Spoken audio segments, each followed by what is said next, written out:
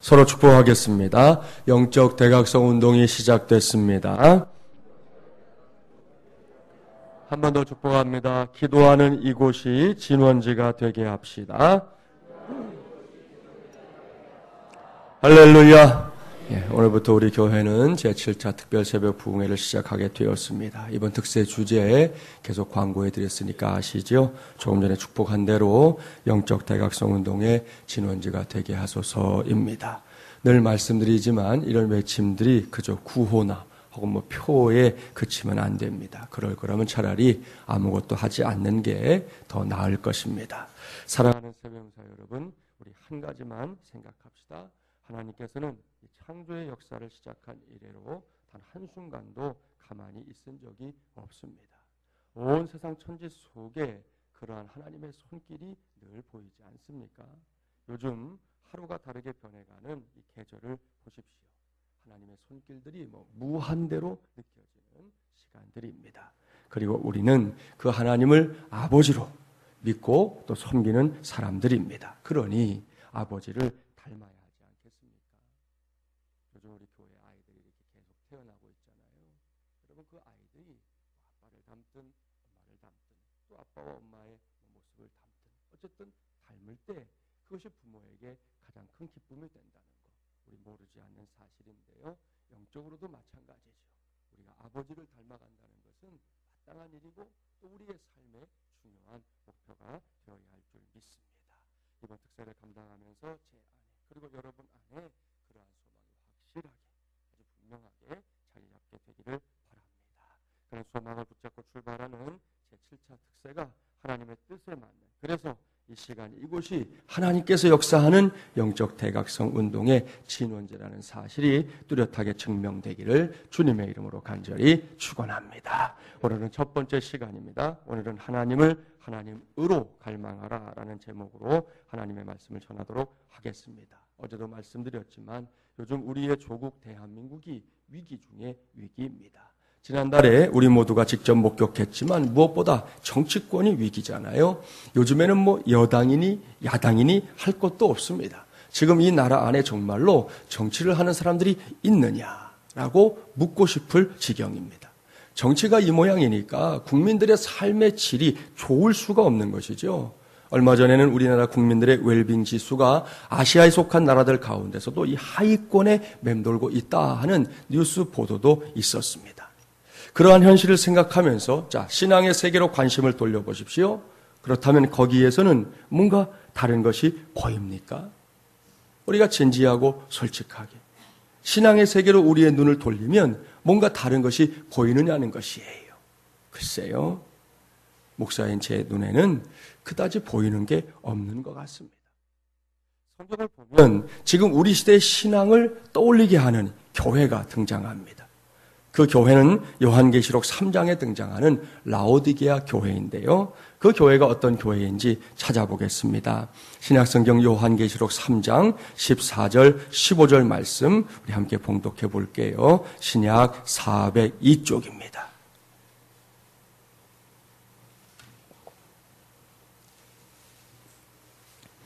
요한계시록 3장 14절 15절 말씀 402쪽 함께 봉독해 볼까요?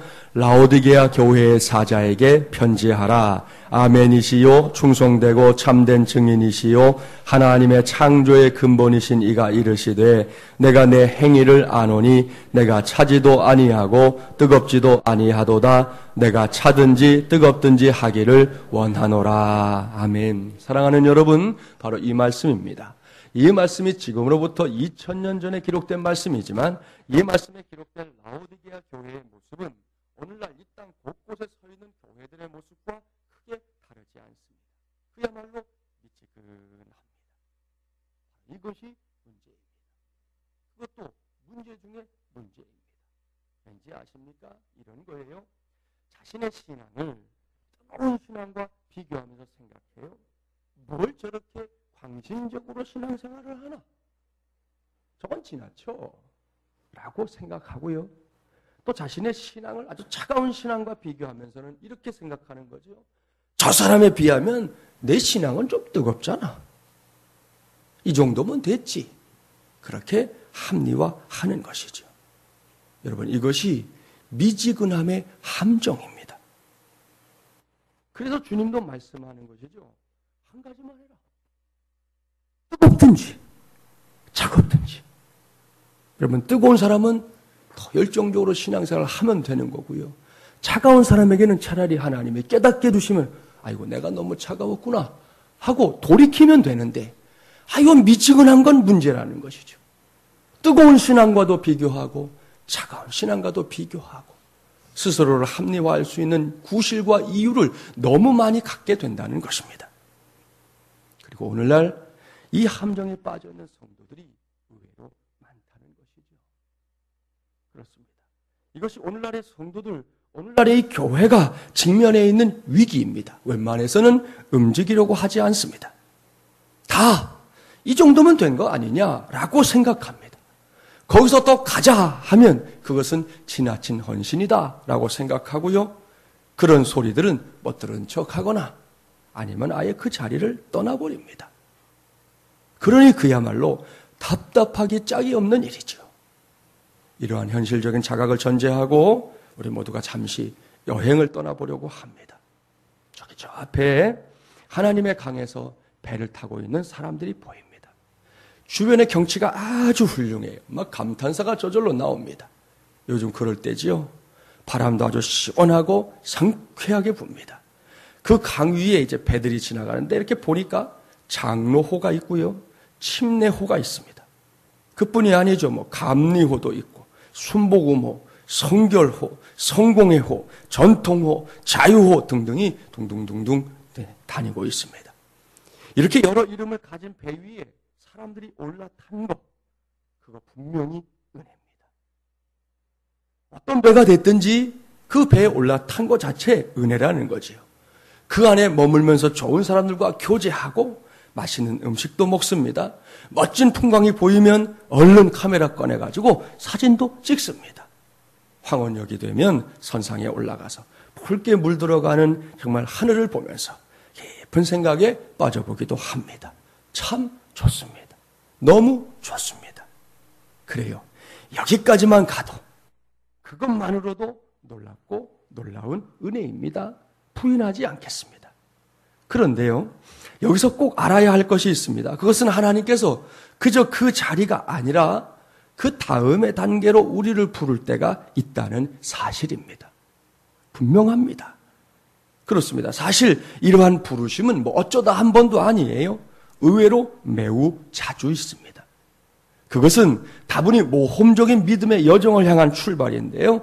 하나님께서 그렇게 우리를 부를 때가 의외로 잦다는 말씀입니다. 그렇다면 그 부르심은 어떤 부르심인지 성경을 찾아볼게요. 이번에는 마태복음으로 가보겠습니다. 신약성경 마태복음 14장 25절부터 33절까지의 말씀인데요. 신약 24쪽 우리 한 절씩 교독을 해보겠습니다. 마태복음 14장 25절부터 33절까지의 말씀 저와 여러분이 한 절씩 교독합니다. 밤 사경에 예수께서 바다 위로 걸어서 제자들에게 오시니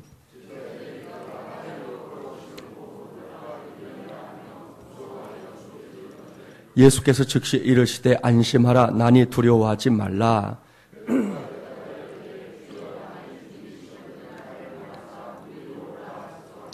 오라 하시니 베드로가 배에서 내려 물 위로 걸어서 예수께로 가되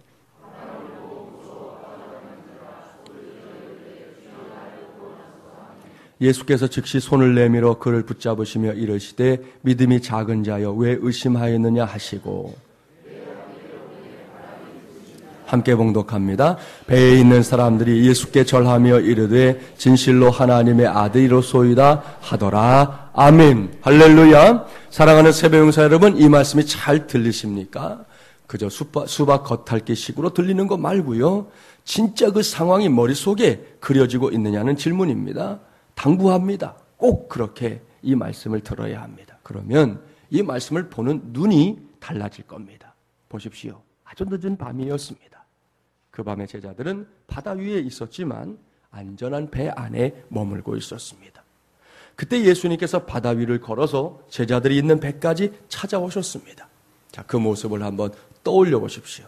우리는 이 말씀이 예수님이다 하고 전제하고 읽으니까 아무 부담 없이 거리낌 없이 읽지만 여러분 결코 예사롭지 않은 장면이에요.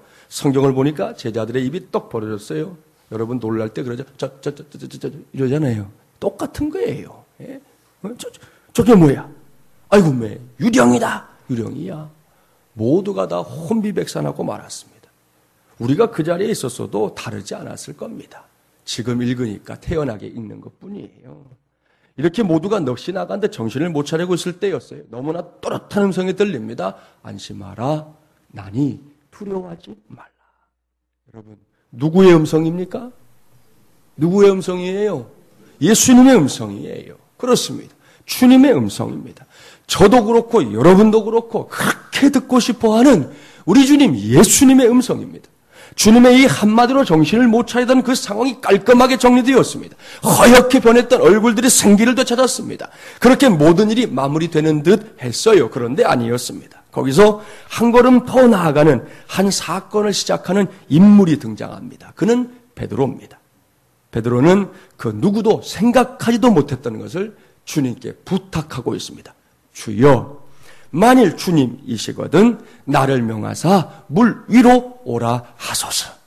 배에 함께 타고 있었던 제자들은 베드로의 이 말을 듣고 베드로를 이상하게 쳐다봤을 겁니다.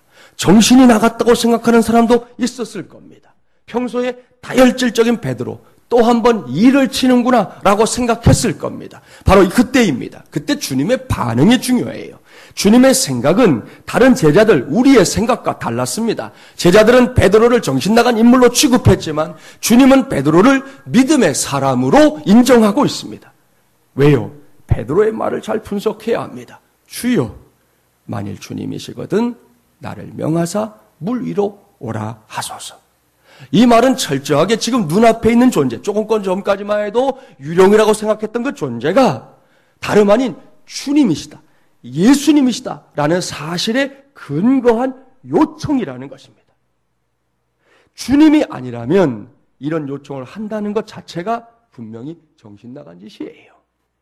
주님이 아니라면 이런 말을 하는 사람은 빨리 정신병원에 입원시켜야 합니다. 정말로 그런 일이라면 목사인 저도 적극적으로 동의할 것이고 제 차에 태워서라도 병원에 데려가겠다는 거예요. 그런데 베드로의 요청은 그런 요청이 아니었다는 거지요.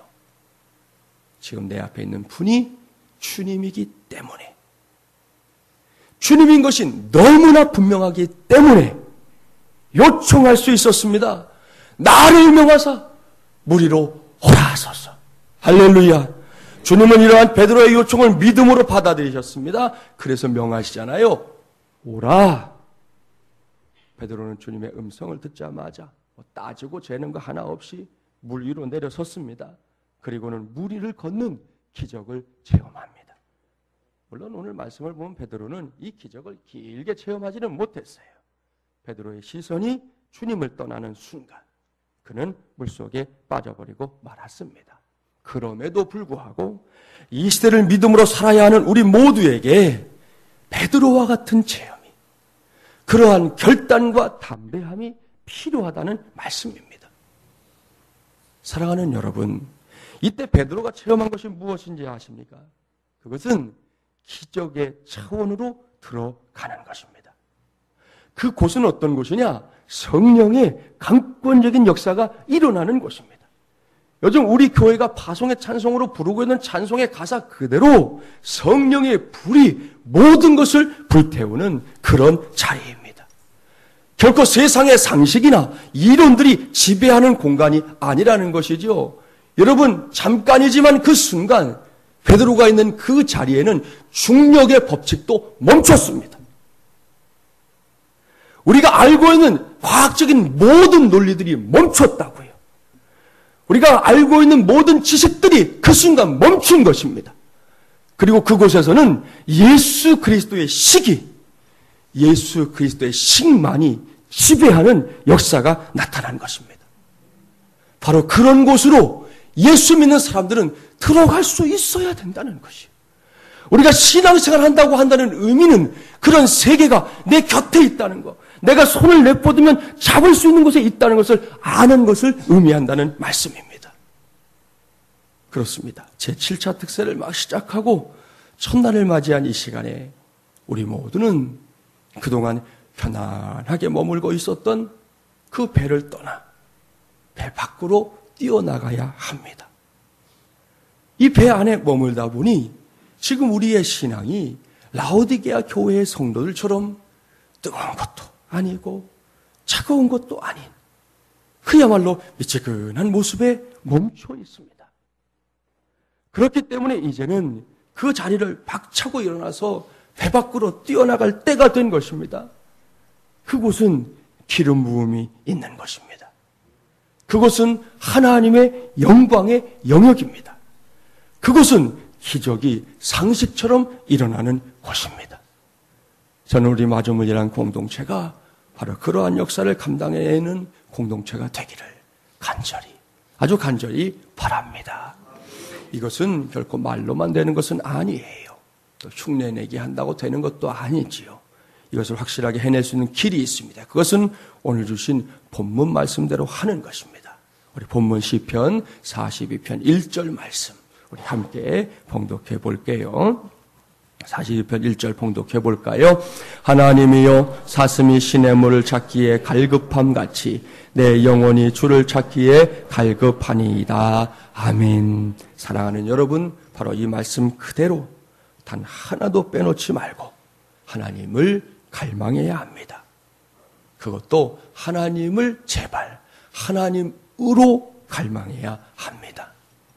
시인은 여기서 그 갈망을 목이 마른 사슴에 비교하고 있는데요. 그 갈망의 정도가 어느 정도인지 아십니까?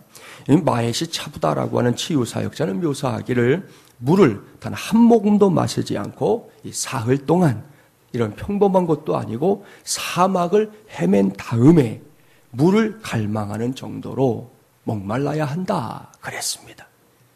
가히 혀를 내두를 정도지요. 저와 여러분이 만일 그 입장이라면 얼마나 필사적으로 물을 갈구하게 될지 한번 생각해 보십시오. 아마 충분히 상상이 될걸요. 아마도 물을 마시기 위해서라면 무슨 짓이라도 서슴지 않고 저질렀을 겁니다. 이번에는 바로 그 모습을 머릿속에 그려가면서 우리 자신의 믿음을 살펴보십시오. 다른 사람은 신경 쓰지 마시고 나는 어떠한가? 여러분, 너무 양반적인 거 아닙니까? 여러분, 너무 체면을 중요시하는 거 아닙니까? 얼마나 교양 있게, 얼마나 품위를 지키려고만 애쓰고 있습니까? 물론 이렇게 하는 게 무의미하다, 그건 아닙니다. 하지만 갈망이라고 하는 그 단어의 관점에서만 본다면 그런 모습들은 진정한 갈망의 모습이 아니라는 것이지요. 분명합니다. 오늘날 이 시대 가운데 살고 있는 하나님의 자녀들이 하나님을 부르고 있기는 하지만 하나님을 하나님으로 갈망하기에는 아직도 여유가 많은 듯이 보입니다. 아직도 빠져나갈 구멍들이 많아 보입니다. 아직도 기댈 구석들이 남아있는 듯이 보인다는 것이죠. 제7차 특세를 시작하는 오늘 시간에 저도 여러분도 이러한 태도들을 과감하게 내버려야 합니다.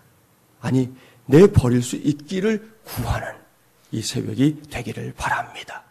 철저하게 내버리고, 여러분, 우리 인생도 한 번이고 그 한 번 사는 인생 동안 신앙생활 하는 것도 한 번일 텐데 그 한 번을 그래도 한 번쯤은 정말 주님께만 몰입해보는, 주님께만 온통 모든 것을 걸어보는 그런 순간도 좀 있어야 하지 않겠냐는 것이지. 철저하게 내버리고 오직 주님만 찾는 시간, 그 시간이 이번 제7차 특세가 되기를 바랍니다. 주님의 음성에만 귀를 기울여 보시고 주님의 손길이 내게도 닿기를, 성경에 나오는 그 많은 우리 믿음의 선배들처럼 주님의 손길이 내게도 참 닿을 수 있도록 그것을 구하고 그 은혜를 구하는 우리 모두가 되기를 바랍니다.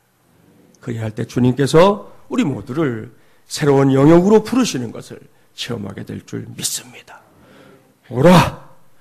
믿음으로 배 밖으로 뛰어나와 나 있는 곳으로 기름 부음으로 영광의 영역에 오라.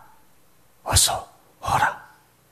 이 음성에 베드로처럼 아멘 하고 그저 주님의 음성대로 걸음을 떼는 가장 확실한 갈망, 하나님을 하나님으로 갈망하는 그 갈망으로 이 새벽에 오직 주님께만 부르짖어 기도해서 응답받는 저와 여러분이 되기를 주님의 이름으로 간절히 축원합니다.